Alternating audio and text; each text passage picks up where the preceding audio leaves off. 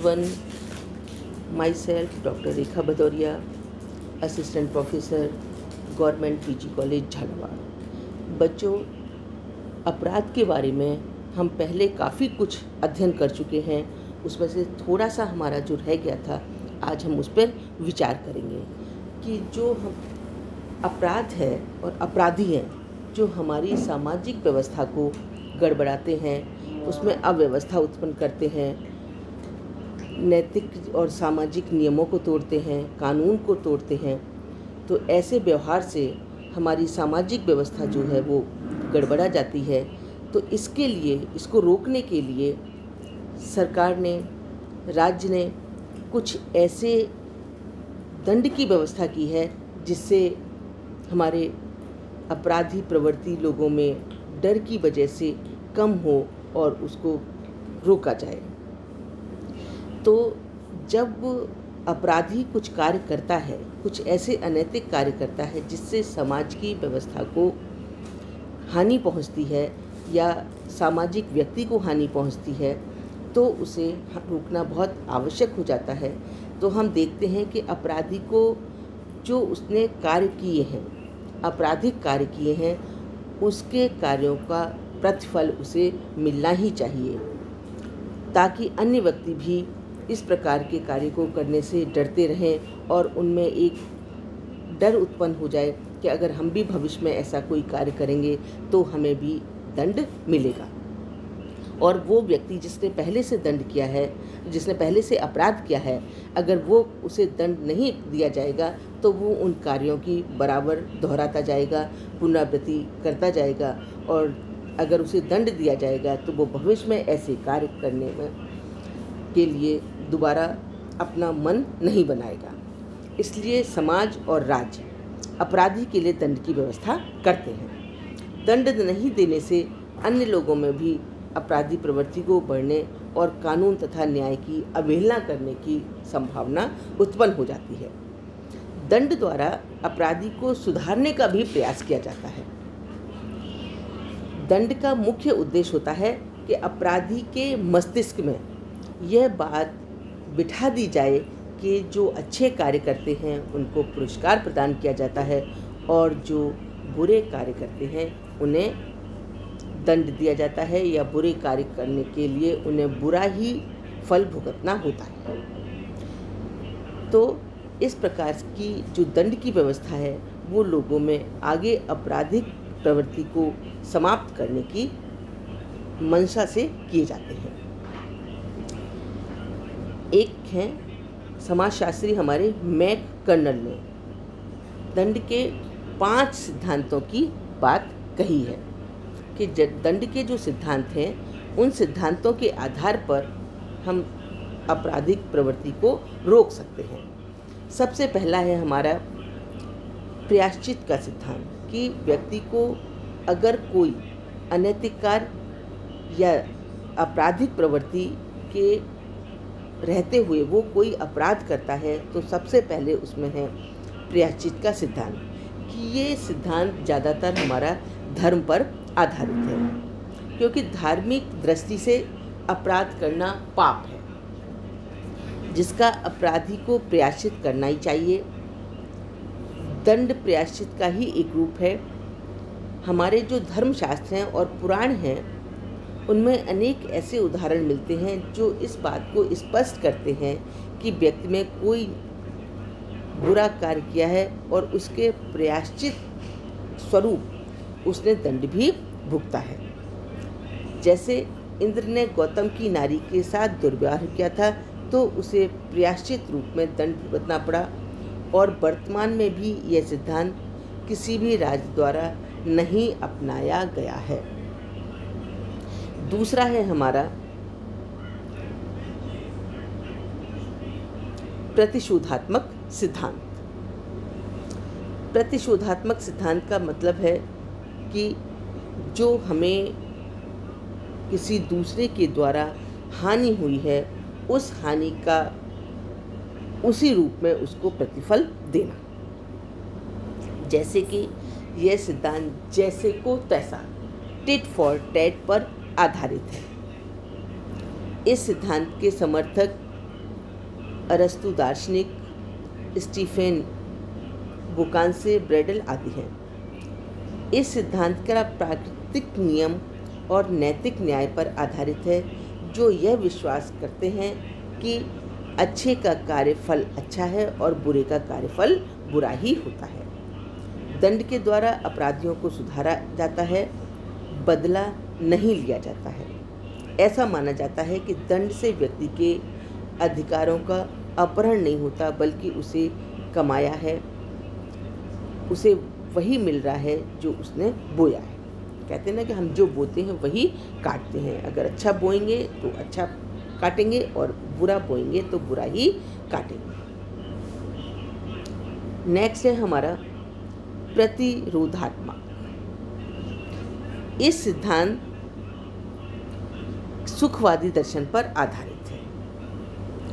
इसमें लोग समाजशास्त्रियों का मानना है कि सुखवादी दार्शनिकों का मत है कि एक व्यक्ति को इतना दंड दिया जाए कि अपराध करने से उसे जिस सुख की अनुभूति हुई है, तो दंड में उसे ज़्यादा दुख की अनुभूति हो। जैसे अगर उसने किसी की धन को चुराया है और उस धन से उसने जो भी लाभ प्राप्त किया है, उस लाभ से उसे जो मन में शांति या मन में लाभ प्राप्त हुआ है, तो उसे दंड के रूप में उससे दुगना धन का जुर्माना लगाया जाए, जिससे उसे जो सुख की अनुभूति हुई थी उससे बड़ी दुख की अनुभूति हो, तो वो भविष्य में ऐसा कार्य दोबारा नहीं करेगा। कि इस सिद्धांत के अनुसार अपराधी को दंड देकर भविष्य में पुनः ऐसा करने से रोकने के साथ साथ दूसरे लोगों में भी अपराध के लिए भय उत्पन्न करना होता है। इस प्रकार का दंड जो है भविष्य में होने वाले अपराधों को रोकने का प्रयत्न किया जाता है। यह सिद्धांत सही नहीं है, क्योंकि दंड के भय से अपराध कम नहीं हुए हैं। कई देशों में तो मृत्यु दंड समाप्त कर दिया गया है और यहाँ अपराधों की संख्या में भी वृद्धि नहीं हुई है। अब हम देखते हैं, नेक्स्ट है हमारा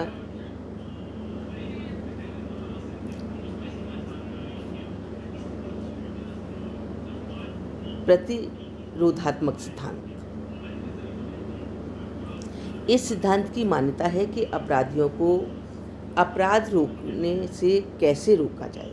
उसका एक तरीका यह है कि उन्हें समाज से अलग कर दिया जाए और अलग करके एक स्थान होता है कारावास, उसमें उसे डाल दिया जाए या फिर उसे मृत्युदंड दे दिया जाए और समाप्त कर दिया जाए। इस सिद्धांत को मानने वालों में लोम्ब्रोसो, उसके सहयोगी एवं प्रारूपवादी संप्रदाय के विद्वान आते हैं। अब जो लास्ट है वो है सुधारात्मक संप्रदाय।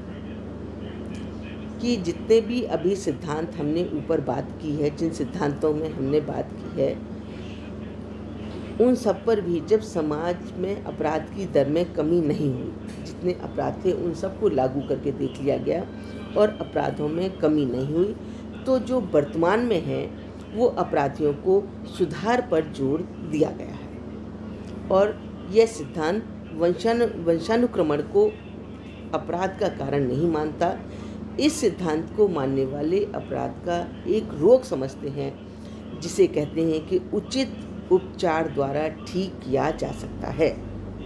जैसे अपराधियों के सामाजिक वातावरण को सुधारा जाए, उनके प्रति सहानुभूतिपूर्ण व्यवहार किया जाए, उन्हें समाज से अलग ना किया जाए, उनके साथ दुर्व्यवहार ना किया जाए और देश का उन्हें ठीक करके देश का सुनागरिक बनाया जाए। इस सिद्धांत के कारण ही वर्तमान में बहुत सारे देशों में, अनेक देशों में जो है मृत्यु दंड समाप्त कर दिया गया है और अपराधियों को सिर्फ जेल में विभिन्न तरह के प्रशिक्षण देने का प्रावधान रखा गया है, जो प्रशिक्षण देकर उन्हें इस काबिल बनाया जाता है कि वो जब जेल से अपनी कारावास का काल पूरा करके समाज में कुछ अपना छोटा मोटा कार्य करके अपना जीविकोपार्जन कर सकें और समाज के एक सभ्य नागरिक बन सकें। अब है कि अपराधों को और हम कैसे रोक सकते हैं। समाज जो है अपने को अपराधों से मुक्त कैसे रख सकता है, यह एक हमारे सामने बहुत बड़ी समस्या के रूप में कुछ विद्वान हैं कि इसको हम कैसे रोक सकें। इसके लिए समय समय पर बहुत सारे अनेक उपाय किए गए। जैसे प्रारंभ में तो दंड की व्यवस्था द्वारा अपराध रोकने का प्रयास किया गया, जिसमें जेल प्रणाली, परिवीक्षा और पैरोल तथा उत्तर संरक्षण सेवाओं आदि के माध्यम से इस दिशा पर बहुत सारे प्रयत्न किए गए और कुछ अपराधों को रोकथाम के लिए अपने अपने उपाय भी सुझाए गए। तो अब हम इन उपायों पर चर्चा करेंगे।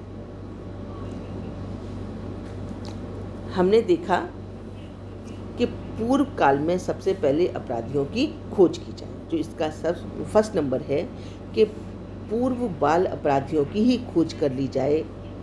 तो जैसे ही उनके अंदर अपराधी प्रवृत्ति जन्म लेती है, किसी छोटी चीज़ पे कंट्रोल करना आसान होता है और जब वो पूरे वयस्क अपराधी के रूप में परिपक्व हो जाते हैं, उस समय उनके अंदर से अपराधी प्रवृत्ति को समाप्त करना थोड़ा मुश्किल होता है।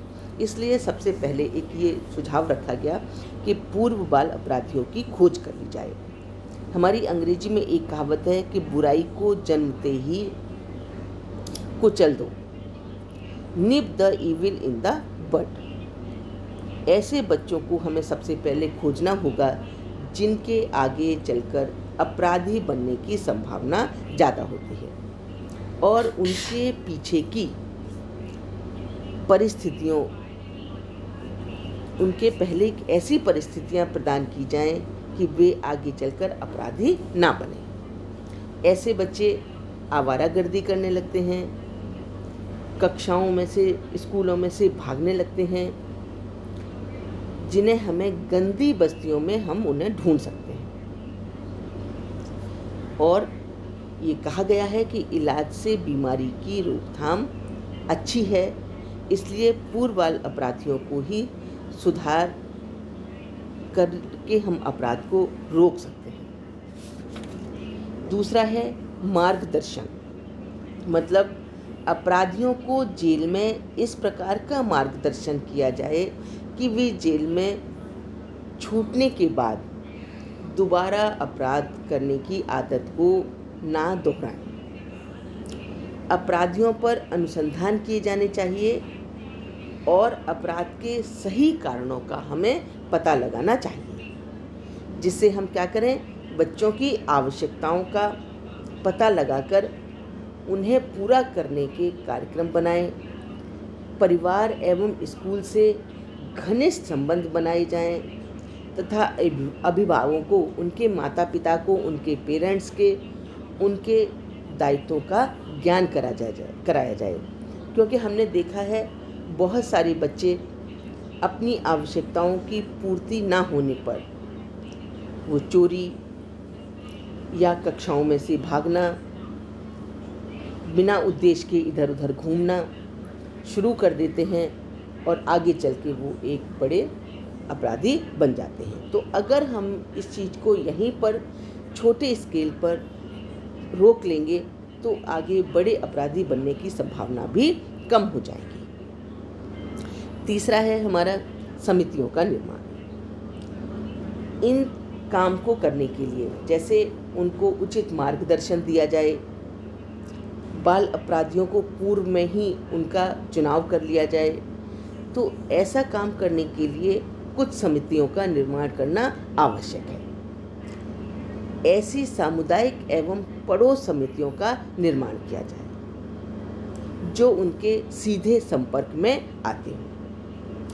समुदाय की उन परिस्थितियों का पता लगाया जाए जो अपराध के लिए उत्तरदायी हैं और उनको वहीं पर रोक दिया जाए।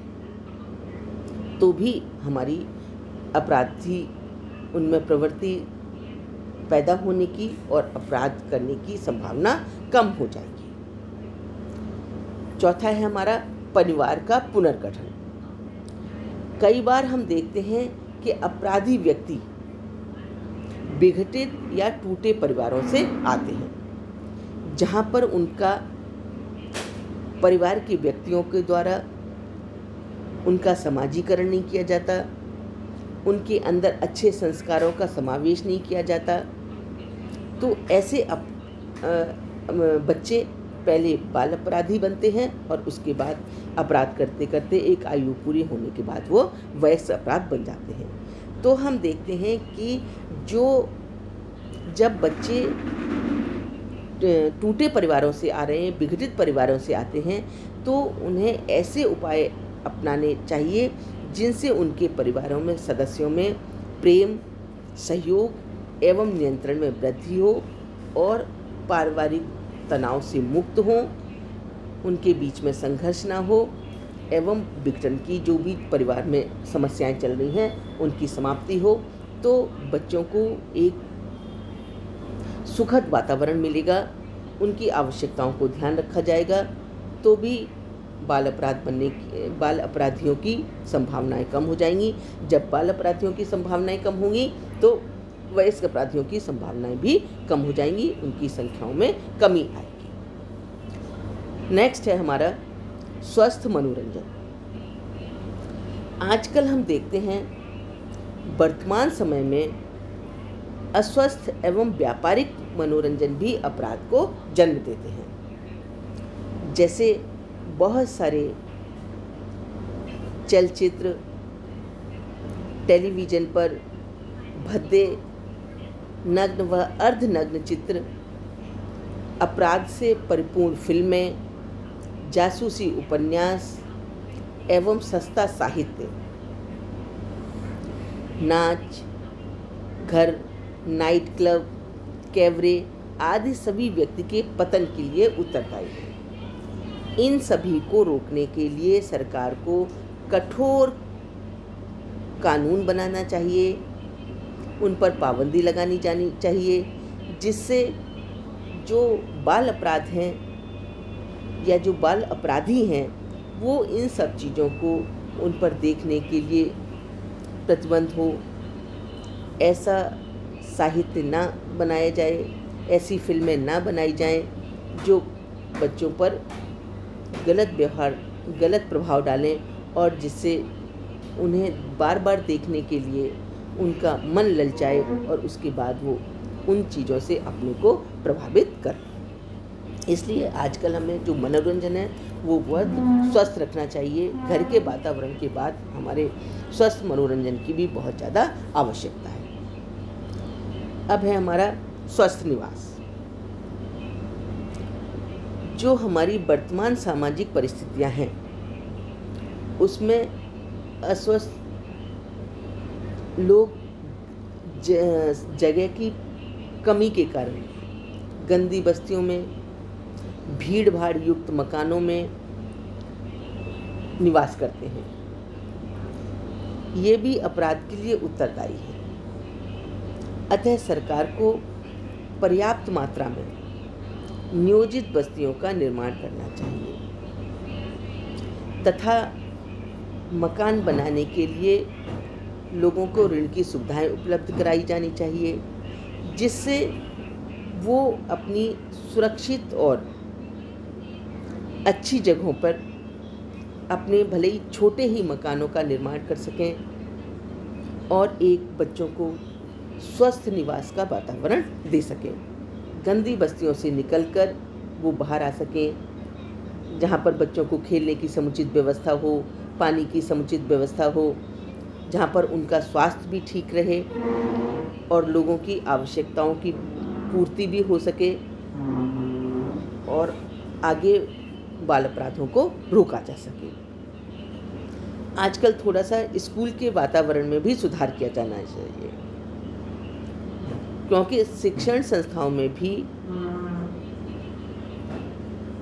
व्यक्ति या बच्चे जाते हैं और वहाँ पर उनकी नैतिकता की संभावनाएं पनपती हैं, जहाँ पर व्यक्ति के चरित्र का निर्माण होता है, तो उनका भी वातावरण सुधारा जाना चाहिए। उसके बाद अगर नहीं भी होता है तो जो बच्चे हैं, बाल अपराधी हैं या अपराधी हैं, वो जेल में जाते हैं। जेल की दशाएं बहुत ख़राब हैं। वहाँ पर बिजली की समुचित व्यवस्था नहीं है, चिकित्सा व्यवस्था नहीं है। इन सब व्यवस्थाओं का भी सुधार किया जाए, स्वस्थ वातावरण दिया जाए, उनके निवास की भी उचित व्यवस्था हो, अपराधियों के साथ सहानुभूतिपूर्ण एवं प्रेम पूर्वक व्यवहार किया जाए, तो उनमें सुधार की संभावनाएं बहुत अधिक बढ़ती हैं। वहाँ पे मनोचिकित्सक एवं समाजशास्त्रियों की भी सहायता ली जाए, ताकि भविष्य में देखा जाए कि जो अपराधी में प्रवृत्ति उत्पन्न हुई है उसके क्या कारण हैं, उनको रोका जाए। दंड के निर्धारण में अपराध की परिस्थितियों को देखकर दंड का निर्धारण किया जाए। कई बार अपराधी प्रवृत्ति उनमें संलग्न होती है, तब वो अपराध करते हैं। कभी कुछ अपराधी प्रवृत्ति ना होते हुए भी अपनी कुछ परिस्थितियां उनकी ऐसी होती हैं, चाहे वो सामाजिक परिस्थिति हो, चाहे वो आर्थिक परिस्थिति हो, उन्हें अपराध करने के लिए मजबूर कर देती हैं। दूसरा, अलग अलग प्रकार के बंदी गृह हों, अलग अलग प्रकार के अपराधियों को अलग अलग जगह रखा जाए, उनमें प्रशिक्षण की सुविधा हो, अपराधियों को कुछ ऐसे काम सिखाए जाएं जिससे वो बाहर जाकर अपनी रोजी रोटी कमा सकें। कभी कभी लोग बेकारी और गरीबी की समस्या से ग्रस्त होते हुए भी अपराध कर देते हैं, तो इन अपराधों को रोकने के लिए उनकी बेकारी और गरीबी की समस्या का भी उन्मूलन किया जाए। इन सब चीज़ों का अगर हम अच्छे से ध्यान रखेंगे तो हमें ज़रूर आशा है कि अपराधियों की प्रवृत्ति में कमी आएगी और अपराधी कम जन्म लेंगे, जिससे अपराधों को रोका जाएगा और सभी व्यक्तियों को एक स्वच्छ वातावरण मिलेगा और अपराधी जो हैं वो उनके में भी संख्याओं में कमी आएगी और हमारा जो समाज है उसमें हम देखेंगे कि स्वस्थ वातावरण है, अपराधियों की कमी आ रही है। तो इन सब चीज़ों पे हमें ज़्यादा ध्यान देना चाहिए, सरकार को ध्यान देना चाहिए, समाज को ध्यान देना चाहिए। धन्यवाद।